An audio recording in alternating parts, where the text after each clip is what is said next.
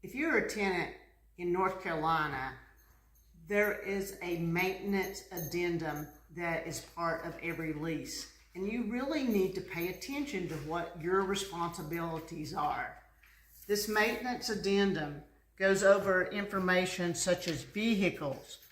You're responsible for changing light bulbs and filters and fuses, how to take care of the carpet, the fire safety, make sure you don't leave candles unattended, your water line, making sure you take care of it, the pest issues, the keys in your lock. You're responsible for making sure that you keep your area clean and don't have mold and mildew. Depending on your lease agreement, you may be responsible for exterior maintenance and for particular repairs.